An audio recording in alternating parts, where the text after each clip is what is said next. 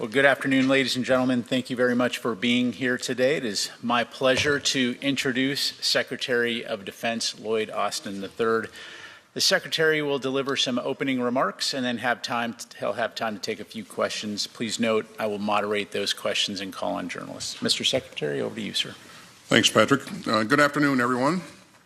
It's great to be back at NATO for this Defense Ministerial, which is our last high-level meeting before the 75th Anniversary Summit in Washington in July. Let me start by thanking Secretary General Stoltenberg for convening us. He's provided steady leadership throughout the most serious threat to transatlantic security in decades, which is the Kremlin's unprovoked invasion of Ukraine in February 2022. Once again, let's remember a key point. Putin's war is not the result of NATO enlargement. Putin's war is the cause of NATO enlargement. And NATO is more resolute and more capable than ever. We're proud to be joined today by our two newest allies, Finland and Sweden. And the United States looks forward to welcoming Sweden to the Washington Summit for its first time as a NATO ally. At the summit, we will celebrate 75 years of historic achievements, our strong transatlantic bond, and the promise of security for generations to come. We'll also continue to forge the alliance's most robust defense plans since the end of the Cold War, strengthening our collective deterrence and defense. And so today we moved ahead with our work on those plans. And we're updating NATO's command and control, refining delegated authorities, and ensuring that all the required forces and capabilities are ready for any contingency. I'm proud of all the progress that NATO has made in recent years, but we've got more work to do. And it starts with resources. We're all sharing the burden of collective defense more than ever before. But we still need all allies to meet our shared commitment to spend at least 2% of GDP on defense. And let me underscore the words, at least 2%. We urgently need these investments to fulfill our plans and hit our capability targets. Now, Secretary General said earlier this year that 18 allies are meeting their 2% commitment in 2024, which is a six-fold increase over the past decade. And we're expecting NATO to publish updated numbers before the summit. As Secretary General has also noted, our allies in Europe are investing what amounts to 2% of their combined GDP on defense, including a real increase of 11% in defense spending across our allies in Europe and Canada. But that is no substitute for each ally living up to its commitment, each and every single one. Now, we also need to invest in our defense industrial bases to standardize critical munitions and to improve NATO interoperability. NATO's focus on our defense industrial bases is helping to grow demand and to encourage deeper coordination. It will make procurement more agile. It will improve our transparency with industry. And so investing in defense industrial bases is crucial to the future of our alliance. Let me also note that the NATO Nuclear Planning Group met today to discuss some key nuclear policy issues. It was a productive meeting, and we remain unified on this critical subject. And finally, we reaffirmed yesterday in the NATO-Ukraine Council our enduring commitment to a free and sovereign Ukraine. Like nations of goodwill around the world, our NATO allies continue to stand up for Ukraine's sovereignty and self-defense. And as we prepare for the Washington Summit, the NATO-Ukraine partnership continues to deepen. The summit will take steps toward a credible bridge to Ukraine's eventual membership. And the United States stands behind NATO's continued support through the Comprehensive Assistance Package, NATO's multi-year program for critical non-lethal aid. The United States and our allies and partners will stand by Ukraine for the long haul. We'll also stand by our long-standing alliance commitments. The U.S. commitment to Article 5 remains sturdy, sure, and ironclad, and we will defend the sovereignty and the territory of every member in this alliance. For 75 years, NATO has been the greatest defensive alliance in human history. NATO has prevented conflict, maintained freedom and the rule of law, and upheld the principles of democracy and human rights. We still have more work to do together. And as we look toward the summit in Washington and beyond, I am confident that we will continue to make the United States and our world more secure. Thanks again, and with that, I'll take some of your questions. Thank you, Mr. Secretary. Our first question will go to NBC News. Julia. Thank you, Mr. Secretary. U.S. intelligence was used in the Israeli operation that rescued 4 hostages but reportedly killed hundreds of Palestinians. U.S. weapons have been used in other deadly strikes and operations. You've said many times before you've informed your counterpart in Israel that more needs to be done. The U.S. needs to see more effort with regard to reducing civilian casualties. What specific changes has Israel made in response to heed your warning? And does a red line exist? If so, what is it? And if not, what responsibility does the U.S. bear? Thank you. Yeah, thanks, Julia. I don't speak in terms of red lines, but you're right. I have engaged my counterpart on a number of occasions and encouraged them to be more precise and also make sure that we're protecting the civilians in the battle space. But let me take you back and remind us on how this got started. It started on October 7th with a brutal attack by Hamas, which killed some 1,200 Israeli and American citizens and took some 200 plus hostages. 100 plus of those are still being held hostage by Hamas. And so Hamas, over time we've seen them use despicable tactics in terms of, placing themselves among the civilian population, putting their headquarters, underneath schools and hospitals. And so they have used the civilians as human shields to facilitate their operations.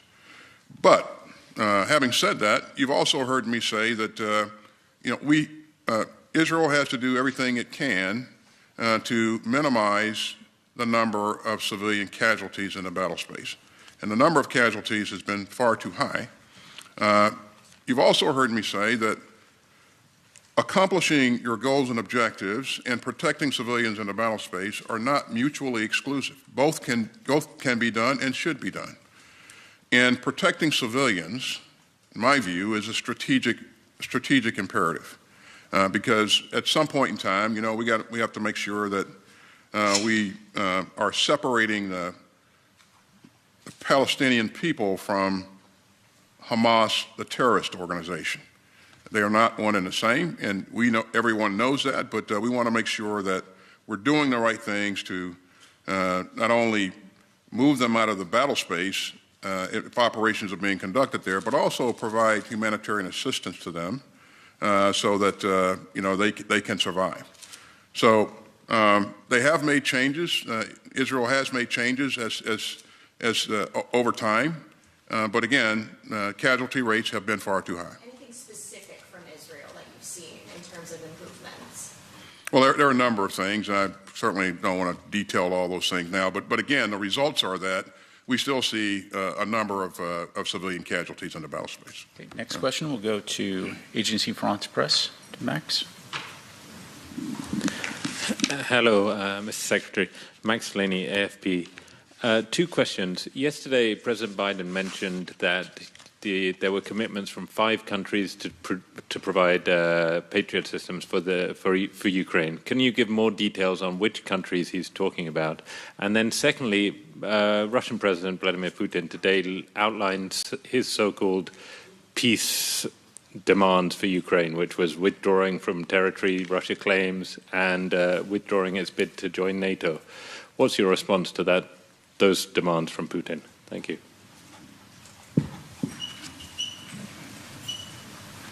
So, 2 questions. Which one do you want me to answer? Okay, let's start with the Patriots. And your question was, President Biden had mentioned that there were 5 countries that were going to provide more Patriots. I think you know that I spend a lot of time, along with the rest of the leadership, our senior leadership, spend a lot of time focusing on doing everything that we can to get Ukraine as much air defense capability as possible. That includes platforms, it includes interceptors that support those platforms, and we have made progress. We will continue to work this very, very hard, and I'll let the countries that will provide that capability speak for themselves. That's the approach that we've always taken, and again, I think that we will continue to see positive results. But none of these decisions are hard for any country. None of these decisions are easy for any country, and so I'll let the countries speak for themselves. And the second question, I think, was on Putin's comments with respect to what he wants to see in order to have a change in this conflict or things move towards peace. Putin has illegally occupied sovereign Ukrainian territory. He is not in any position to dictate to Ukraine what they must do to bring about a peace. I think, that's exactly the kind of behavior that we don't want to see. We don't want to see a leader of one country wake up one day and decide that he wants to erase borders and annex the territory of his neighbor. That's not the world that any of us want to live in, and so I think he is not in my view, not in a position to dictate to Ukraine what it must do to pursue peace. Putin can end this war today. He started this war with no provocation. He's had some, hundreds of thousands of troops wounded and killed in this unjust and unprovoked invasion. He could end this today if he chose to do that. And we call upon him to do that and to leave Ukrainian sovereign territory. Thank you. Our next question will go to New York Times. Mr. Secretary, as you mentioned, since Russia's full-scale invasion of Ukraine, NATO's expanded to include 2 new member states, and you have several other countries interested in joining Ukraine among them. Given the dynamics of regular political transfers of power in individual member states, do you think it makes sense to both further expand the alliance and possibly put more tasks like America's leadership of the contact group under NATO's purview instead of being headed by individual countries? In terms of NATO expansion, I think that's a decision that 32 members of NATO alliance will make at some point in time. I don't see any desire or indication that we will pursue expansion at any point in the near future. I suspect that there will always be countries that will want to join NATO. It's because of the values that NATO embraces, because of the kinds of things that we take on, the commitments that we make to each other in terms of our commitment to defend the territory of each country that's involved, that's a part of the alliance. But again, it is a defensive alliance, and again, I think at this point in time, the members of the alliance would probably want to see things stabilize and settle out as we get the new members on board and continue to refine our plans as we were doing in this meeting. In terms of what we would like to see NATO take on in terms of greater responsibilities, I think you heard the Secretary General say recently that NATO will help with some of the tasks that the UDCG is doing right now in terms of coordinating training, ensuring that we have standardized equipment, and that we will be interoperable at the end of the day. And I think NATO brings tremendous value to those efforts. And so, we look forward to NATO coming on board and taking on some of that. But the UDCG has performed magnificently over the last 2+ years. It has enabled, has been one of the things that it's enabled Ukraine to do what it's done. I mean, it's faced a far superior combat force and really prevented that force from achieving any strategic goals in 2.5 years. And even in the last, that 7-month period where the world was unsure as to whether or not the United States was going to continue to provide security assistance, I was always confident that we would. But even in that period, as Russia continued to push hard, it could not achieve any significant goals. So Ukraine has done, I think, a remarkable job of holding its own. I think as NATO looks to come on board and help with coordination for training and standardization and interoperability, I think that adds value to the overall effort. If I may, just one brief follow-up to that about the contact group. You have countries like Bosnia and Herzegovina, Georgia, Kosovo, and Moldova who've been at every or almost every meeting of the contact group for the past 2 years.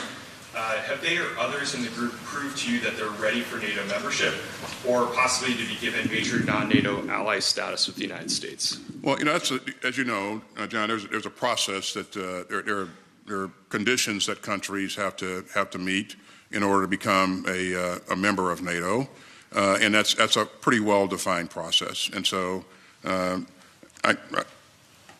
won't try to assess any one country's progress, along those lines here today. But again, I think that there will always be countries that will aspire to being a member of NATO, and NATO has a policy of open doors. And so, at some point in time, if the 32 members decide that they want to bring on additional countries, and that's for us to vote on. So. Time for one final question. We'll go to Terry Schultz, Deutsche Welle. Thank you very much, Mr. Secretary. Following on the question of interoperability and standardization and also accountability in the contact group, Secretary General Stoltenberg has been increasingly vocal about being concerned that some of these pledges are not being followed up with actual delivery to Ukraine, and that's one of the roles that he believes that NATO can take on and help with the follow-up. I'd like to know what you think about that, because you're very good at drumming up the pledges, but then what happens after that? And in terms of interoperability and standardization, Ukraine has been left to somehow piece together these different systems. And on those lines, I wanted to know what you thought about France's offer of Mirage jets when you've been so focused on getting F-16s there first. Thanks. Yeah, thanks. I would say that we're not just good at drumming up pledges. We have provided some $98 billion worth of security assistance to Ukraine. It is the primary reason why Ukraine has been successful in defending its territory thus far. And a part of the overall process is we have countries that pledge, but there's frequent engagement between staffs of those countries and my staff, and engagement between me and the ministers of defense. Now, some of these things take time. Even some of the things that we provide take time to provide. So, if you're going to provide, for example, new HIMARS systems, Even if I spend the money today to get those HIMARS systems, it takes time for those to be delivered. So we are deliberate in terms of our follow-up, but every bit of help that we can get in terms of encouraging countries to move quicker, I welcome that. And so, I think, Secretary General can be instrumental in that, and I welcome his willingness to help out with that. But again, I think countries are digging deep and providing as much as they can when they can. So, but we need for everyone to do a bit more.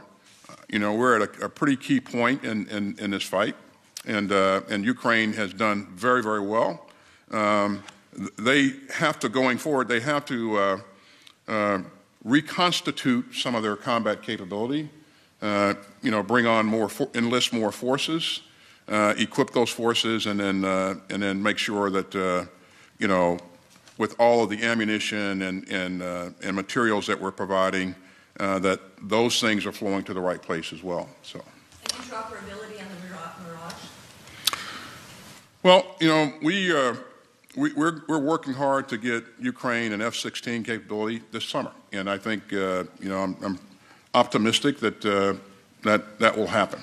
And I also welcome France's contribution because every bit helps. We have to make sure that we have all of the things in place to manage two complex systems and protect those systems at the same time. And so, great capability. And again, every bit helps. We just need to make sure that we knit together the sustainment, and